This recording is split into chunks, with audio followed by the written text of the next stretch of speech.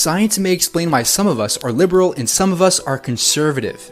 This study took a bunch of liberals and conservatives and looked at their brains. And in the brain of liberals, their interior cingulate tended to be a little bit larger. This part of the brain is associated with decision making and processing new information. Now, the brains of conservatives tended to have a larger right amygdala. This part of the brain is responsible for processing fear. Conservatives tend to be more loyal, they don't like change, and they're more religious. And when shown scary photos, they tend to respond longer to the fear aspect, while liberals just move down faster. Liberals tend to like change, but they're also messier. So, for example, when talking about gun ownership, conservatives may think more about the protection aspect and the fear-based aspect of guns, while liberals will be more analytical with the data and information on gun violence. Using the brain scans, scientists were able to predict whether you'll be liberal or conservative with 72% accuracy. I'm mad at Disney, they tricked me, had me wishing on a shooting star, but now I'm 20-something. How the fuck can the Earth be flat? Alright guys, we're gonna use this golf ball to represent the Earth as we know it. Round. And I did the courtesy of drawing an example on the reverse side. Pick any point on Earth and walk 10,000 kilometers in one direction. Turn right in 90 degree, another 10,000 kilometers. Turn right again, another 90 degrees, another 10,000 kilometers. If you do this in reality on our round Earth, you're going to make a perfect triangle with three 90-degree angles. What I just showed you is impossible to do on a flat surface. Go ahead, draw it on a piece of paper. How the fuck could the Earth be flat? So contrary to what you see in movies, spacecraft can't just sit around in space near a planet because they'd fall right into it. To stay in space, we need to get into orbit. So first we take off from Earth's surface, fly up past the atmosphere, and keep accelerating more and more, so that we start looping around Earth before we could fall back into it. Now we're in orbit. This is where we're in zero G because even though we're still pulled downwards, we're just sort of free falling back onto our own trajectory. Now for example, to get to the moon, we need to point forward and fire our engines to expand our orbit until it intersects with the moon's path. Now even though the moon's gravity is starting to pull us in, we still need to flip around and burn our engines in reverse to slow down and get into orbit. At this point we can pick a spot to land, burn our engines against our trajectory, and come down to the surface.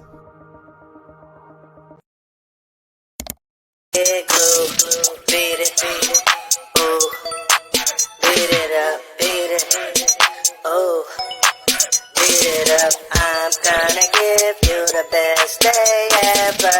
I'm gonna bring your best friend too. Michael Jackson, I'ma beat it. Game undefeated. She look good in that bikini, but the winter time my favorite season. She gon' drop it in reverse. I merely rock it in reverse.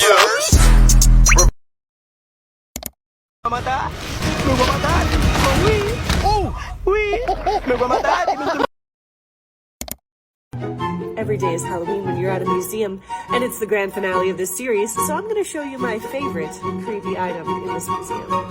This is the body of a real human being that was once alive with a family and hobbies or whatever, and when they died, they donated their body to science, so this was consensual.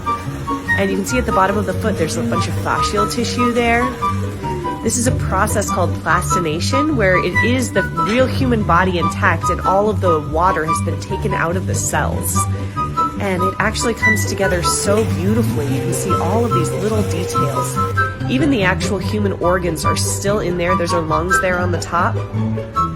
I think this is such a cool thing to do with your body when you die. Leave it behind for the world to behold. I want people to stare upon my butthole and look into my spine when I die. And even look, that's their real brain. It's still in there. Everything but the eyebrows has been removed on the skin. This is soap. And this is butane. Butane is a gas for lighters. Get your hands wet.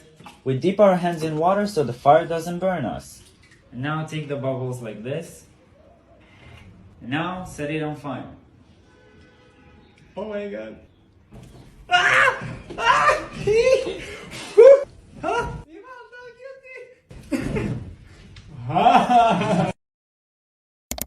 There are almost definitely dinosaur teeth on the moon that were blasted off of the Earth. No. Hank Green is wrong. This time he's wrong. There is no way. A few minutes later. Hank Green was right. There are almost definitely dinosaur teeth on the moon.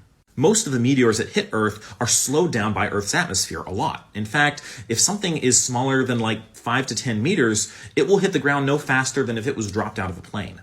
But the Chicxulub asteroid was so big and was moving so fast that it crossed the entire atmosphere in less than a second with no time to slow down at all.